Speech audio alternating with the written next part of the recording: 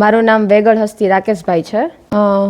હું મારી main game કહું તો કબડ્ડી ને હેન્ડબોલ છે અને હું વર્ષ 2012-13થી આ રમત રમું છું, જ્યારે હું સ્કૂલમાં હતી ત્યારે. અને અત્યારે હું master of physical education Saurashtra university ખાતે અભ્યાસ કરું છું. અને સ્કૂલ ગેમમાં મેં SGFI જે હોય છે નેશનલ ટુર્નામેન્ટ છે તેમાં મારું પસંદગી પામેલી હતી. અને અત્યારે કોલેજ લેવલ કક્ષાએ હું 5 વાર કબડ્ડીમાં ઇન્ટર યુનિવર્સિટી રમી ચૂકી છું. મારો એક ગોલ હતો કે મારે સ્પોર્ટ્સ ક્ષેત્રે આગળ વધવું છે, તો એમાં મારે સ્કૂલમાં જે મારા કોચ હતા તેનો એક મહત્ત્વનો ફાળો રહી ચૂક્યો છે કે એને જે સારા પ્લેયર્સો હતા તેની પાછળ એને મહેનત કરી અને અમને સારું પ્લેટફોર્મ મળી શકે તે માટે એને ડેઇલી પ્રેક્ટિસ કરાવી.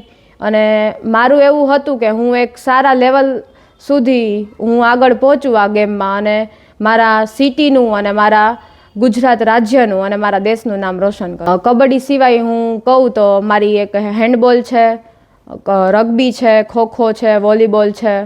ડેઇલી પ્રેક્ટિસ કહું તો 2 થી 2.5 કલાક મારી ડેઇલી પ્રેક્ટિસ છે. અને મારે ભવિષ્યમાં એક સારા કોચ તરીકે મારે બનવાનું છે. અને એની સાથે અત્યારે MPED બાદ હું PhDનો અભ્યાસક્રમ કરીશ અને ત્યારબાદ હું કોલેજ લેવલ કક્ષાએ પ્રોફેસર બનવા માગું છું. મારો આઈડલ કબડ્ડીમાં અનુપ કુમાર છે. મારા પરિવારની તો કહું ને તો મારો ભાઈ નાનો છે અને એક હું એની બેન મોટી હું છું. તો જે મારા ભાઈને જે પ્રોવાઈડ ફેસિલિટી કરે છે એટલી જ મને બધી છૂટછાટ છે અને મને ફેસિલિટી પ્રોવાઈડ કરે છે. મારા ઘરમાં એવું રાખ્યું જ નથી કે દીકરો છે અને દીકરી છે તો એને આ જગ્યાએ નહીં જવાનું, આટલા ટાઈમે નહીં જવાનું. જો મારા પરિવારનો સપોર્ટ ન હોત તો આજે આ સ્ટેજ ઉપર હું પહોંચી જ ન શકી હોત.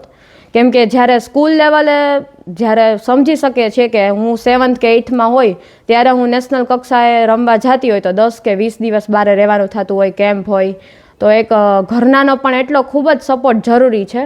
તો હું વિશ્વ મહિલા દિવસ તરીકે હું પેરેન્ટ્સને પણ કહેવા માગીશ કે તમે દીકરીને જે ફિલ્ડમાં એને રસ કે રુચિ હોય તો તેના ઉપર પૂરો ભરોસો મૂકી અને તેને જે ફિલ્ડમાં આગળ વધવું હોય તેને આગળ વધવા દે.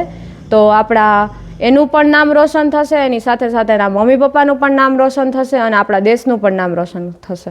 સાંજ સમાચાર ફેસબુક પેજને લાઇક કરો, વિડીયો શેર કરો અને વધુ વિગતવાર સમાચાર માટે sanssamachar.net વિઝિટ કરો.